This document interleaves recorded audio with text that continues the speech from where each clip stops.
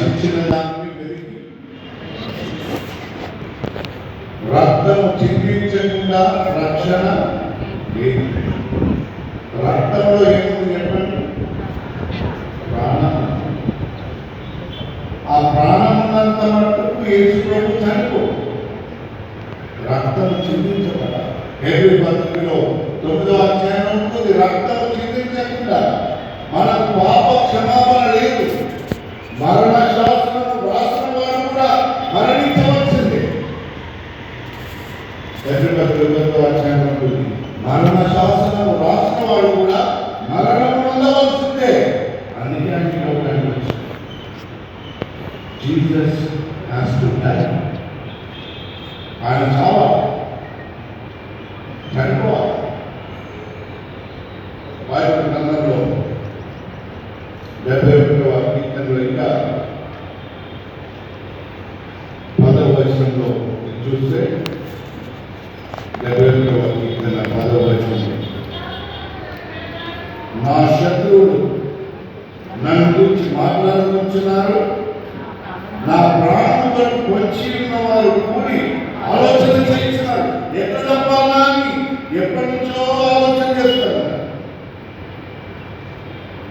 యోహాను సువార్తలో 10వ అధ్యాయం చూస్తే యేసు కనబడితే మాకు చెప్పండి అంట. యేసు కనబడితే మాకు చెప్పండి. 11వ అధ్యాయంలో కనబడితే పట్టుకున్నారు, ప్రారంభం చేసినాడు దర్శనం కాదు. 10వ అధ్యాయంలో చెప్తాడు, 11వ అధ్యాయంలో కనబడ్డాడు.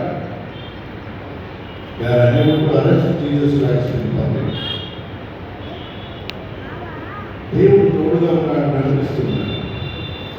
శిలువలో కూడా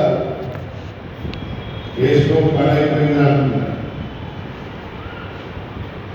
ఎందుకు? శిలువలో చనిపోయాడు, ప్రార్థన చేస్తున్నాడు, దేవా అంతకుముందు ఏమన్నాడు?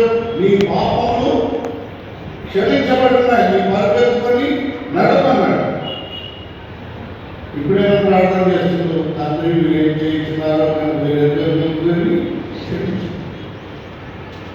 అందరూ అనుకున్నారు, అయ్యా ఈయన పని అయిపోయింది. ఈయన పని అయిపోయింది అనుకున్న వెంటనే ఏమన్నాడు? నీవు నాతో కూడా ఇందులోనే కాదు, నా పక్కన కూడా ఎక్కువ వాడో పొందుతాను. Jesus has shown his full authority even on the cross. మళ్ళీ తల్లి విషయమే ఆలోచన చేసి తల్లి చేతిని తన ప్రియ సహోదరుడు ప్రేమించిన శిష్యుడు దేవుడు తన చేతిని విడిచిపెట్టాడు. ఎందుకంటే దేవుడి శక్తితో ఉన్నప్పుడు తన మరణం తనను ఎంతమంది చంపాలనుకున్నా తను చనిపోయాడు. అంటే దేవుడికి మరణం లేదు, దేవుడికి చావు కదా. No death for God. తండ్రి తన చేతిని పట్టుకున్నంత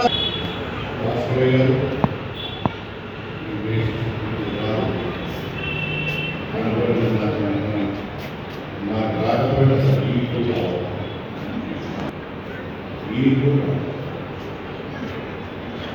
ప్రార్థన చేస్తున్నాను, దేవా నేను పోదగోని కానీ నాతో పాటు వీళ్ళు కూడా ఎవరు చేసింది ఎప్పుడు ప్రార్థన? ఆయన ప్రార్థన చూసిన బైబిల్లో మరణించి ఆయన మాట్లాడుతున్న మాటలు ఏంటంటే, తండ్రి వీరేమి చేయించున్నారో వీరిని క్షమించమని ప్రార్థన చేసి.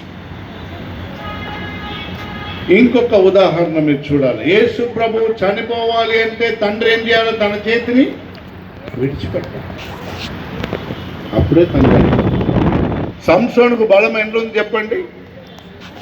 వెంట్రుకలు. సంసోను బలహీనపరచబడాలంటే ఏం చేయాలి? వెంట్రుకలు కత్తిరించాలి.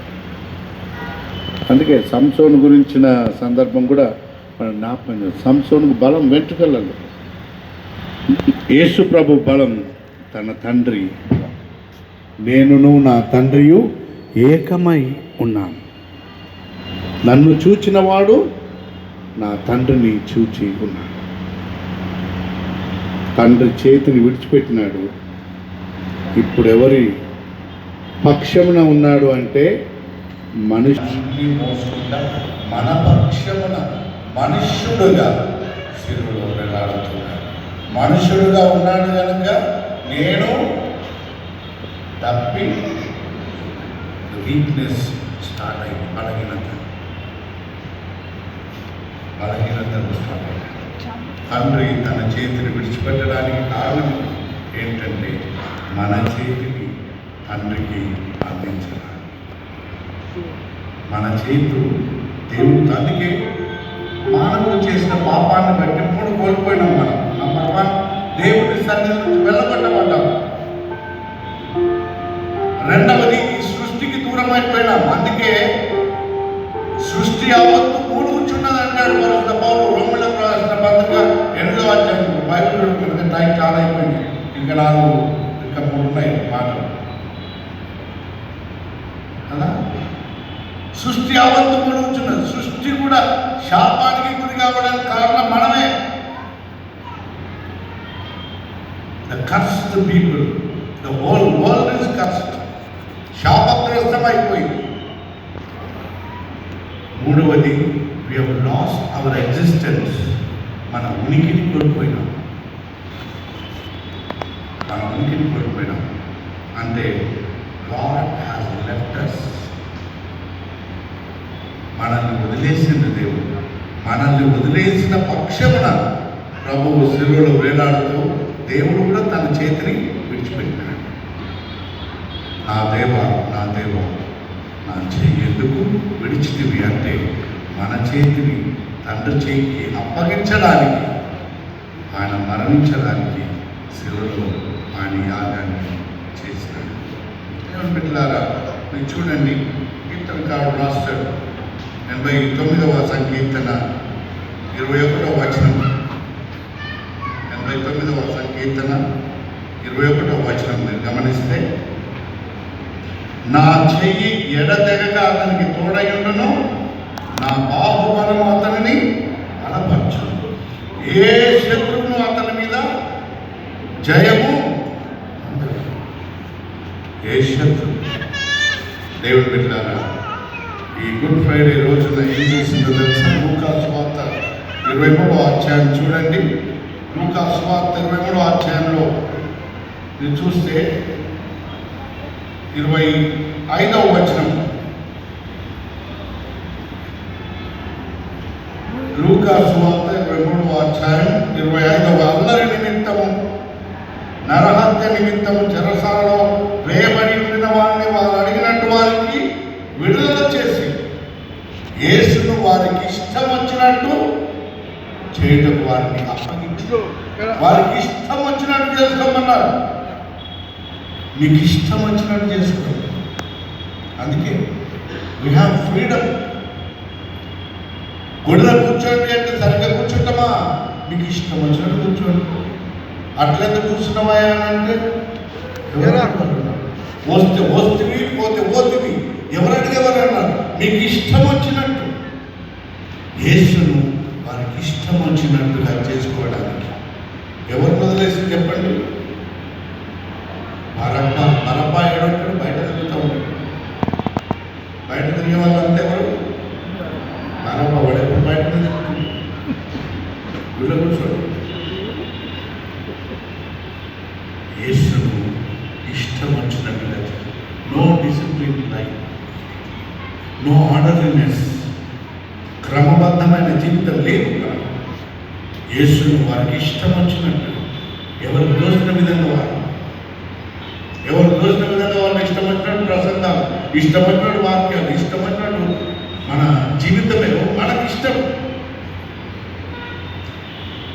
వారికి ఇష్టం వచ్చినట్టుగా చేసుకున్నాడు. దేవుడు పెట్టాడు. ఇష్టం వచ్చినట్టు చేస్తే పర్వాలేదు అనుకున్నాడు యేసుప్రభు.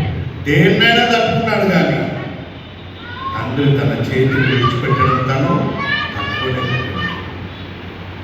Was unable to control his pain on the cross. కొరడాలతో కొట్టిన, ఉమ్మి వేసిన, అపహాసించిన, ముళ్ళ కిరీటం పెట్టిన, ఏది చేసినా పర్వాలేదు అనుకున్నాడు.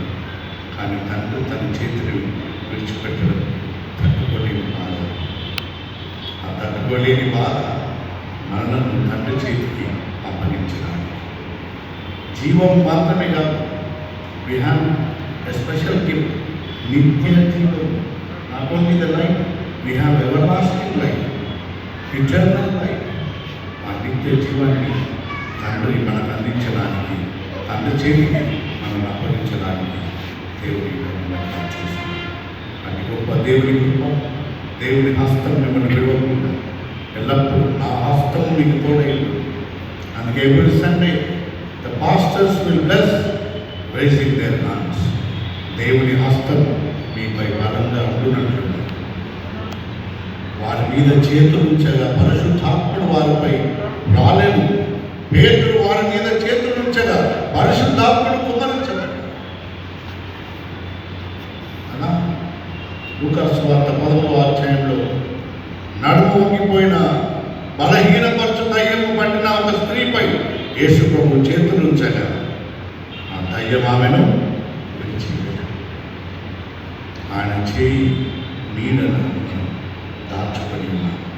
బైబిల్ గ్రంథంలో మనందరికి ఇష్టమైన 2 పదాలు అందరికి ఇష్టం. నాకు మహోన్నతుని చాటు, సర్వశక్తిమంతుని యొక్క షాడో విల్ ఫాలో యు. నీకు యాక్సిడెంట్ అయిపోతే అట్లా పట్టుకుంటాడు. జస్ట్ మిస్ రా, ఎట్లా మిస్ అయింది నీకు? ఆ హస్తం నీకు తోడుగా చచ్చిపోతుంటారా, బతికిన కాపాడబడ్డాడు. God saving power will follow you. ఆయన నీడ నిన్ను ఆవరించి దేవుడి కృప, దేవుడి కాపాడ ఈ గుడ్ ఫ్రైడే ఆరాధనలో పాల్పొందుతున్న మనందరికీ తోడు నీడైంది నడిపించుకుందాక.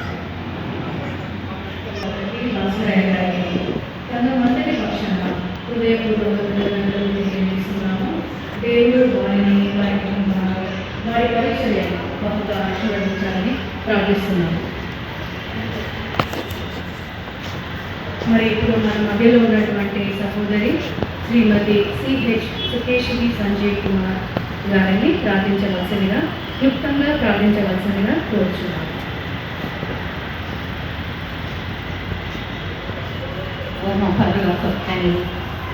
గత గుడ్ ఫ్రైడే 2025 నుండి ఈ సంవత్సరం గుడ్ ఫ్రైడే అందరూ కాచి కాపాడి సజీవుల లెక్కలో ఉంటున్నాను. అనేక అందరూ స్థుతించి ఆరాధించే బాధ్యత మాకు దయచేసినందుకు అనేక వందనాలు. తండ్రి సిలువను పలికిన 4వ మాట మాకు దయచేసినందుకు అనేక వందనాలు. ఈ 4వ మాట ద్వారా మాతో మీరు మాట్లాడినందుకు అనేక వందనాలు. తండ్రి మరి మా పాపములను విడిచిపెట్టి మీ రక్షణ భాగ్యంలో మాకు గొప్ప రక్షణ మాకు దయచేసినందుకు అనేక వందనాలు. మా పరలోక తండ్రి మరియు మా పాపాల ద్వారా సిలువలో నీవు పొందిన గాయమును, అవమానమును, ఒంటరితరమును మేము అర్థం చేసుకునే భాగ్యము మాకు దయచేసినందుకు అనేక వందనాలు ప్రభు. మా పరలోక తండ్రి, మా యొక్క పాపముల కొరకు, మా యొక్క రక్షణ కొరకు మరి నువ్వు చేసిన త్యాగాన్ని మరి నీ తండ్రి చేత నీ నీ చేయి విడిపించబడి చుకున్నావు ప్రభువ. మా పరలోక తండ్రి, మేము మరి నీ చేయి విడవకుండా నీ చేయి పట్టుకొని నీ యొక్క రక్షణ మార్గంలో నడిచే భాగ్యం మాకు దయచేయండి ప్రభువా. మరి ఇంకెంతో మందిని రక్షణ మార్గంలో నడిపించే భాగ్యం మాకు దయచేయండి ప్రభువా. మా పరలోక తండ్రి, మేము ఇంకా పాపంలో ఉండి పాపము జీవితమును జీవించుచుంటే మా రాతి గుండెలను తో మాట్లాడండి ప్రభువా. మా పరలోక తండ్రి, మరి మేము మా పరలోక తండ్రి, మేము నీ యొక్క మార్గంలో నడిచే భాగ్యమును మాకు దయచేయండి ప్రభువా. మరియు మేము నామకార్థ క్రైస్తవులుగా ఉండకుండా నీ యొక్క చేయి పట్టుకొని మరి నీ నిజమైన క్రీస్తు బిడ్డలంగా జీవించే భాగ్యమును మాకు దయచేయండి ప్రభా. పర్వతం తండ్రి, మరి మా ఒక్కొక్కరి పైన నీ యొక్క పరిశుద్ధాత్మను కుమ్మరింపచేయాలి ప్రభా. మరి మా యొక్క ఆత్మీయ జీవితాలను బలపరచుమని మా ప్రభు అయిన యేసుక్రీస్తు ద్వారా ప్రతిమాలు వేడుకొంచుంటున్నాం స్వామి. ఆమేన్.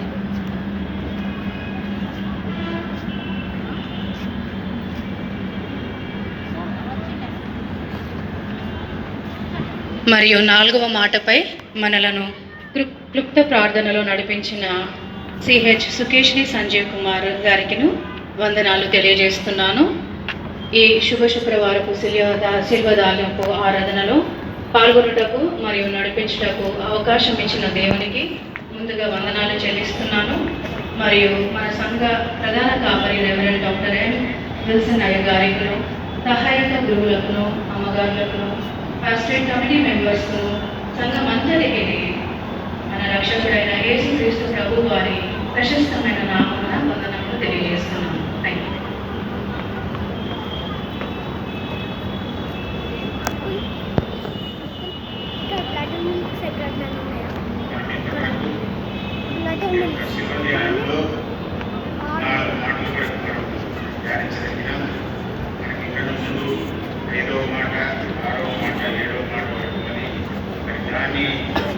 ఐదవ మాట, నేను తప్పికొనుచున్నాను.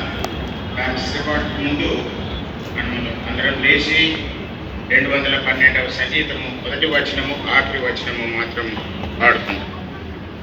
తరువాత శ్రీమతి వసంత మాలిపిరావు గారు బైబిల్ పాఠం కొరకు సిద్ధపాటుగా ఉండమని మనం చేస్తున్నాం.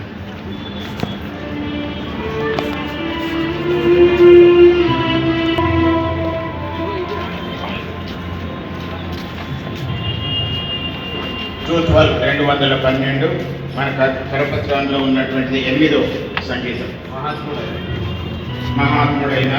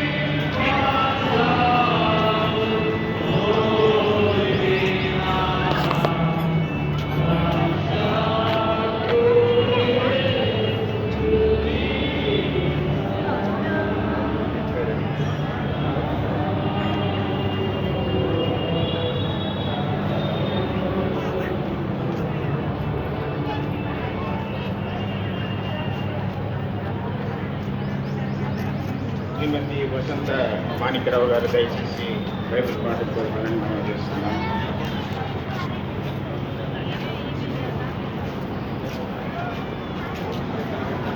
ప్రభు 5వ మాటగా సింహం మీద పలికిన మాట, నేను తప్పుకొనుచున్నాను. ఆ వాక్యం కొరకు ఏర్పాటు చేయబడిన బైబిల్ వాక్యము యోహాను సువార్త 10వ అధ్యాయము 28-29 వచనాలు. యోహాను సువార్త 19వ అధ్యాయం 28-29 వచనాలు. సమాప్తమైనదని యేసు ఎరిగి లేఖనము నెరవేరునట్లు నేను తప్పుకొనుచున్నానని చిలుకతో నిండిన పాత్ర అక్కడ పెట్టిండను కనుక వారు ఒక స్పంజి చిలుకతో నింపి హిస్సోపు పుడకను తగిలించి ఆయన నోటికి అందించి చదవబడ్డ వాక్యం దేవుడు మన ఆత్మల మీద దీవించుకున్నాడు.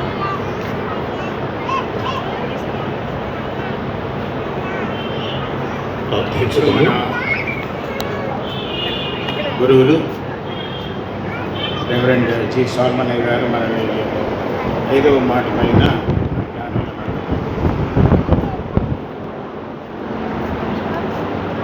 ప్రార్థిస్తున్నాం.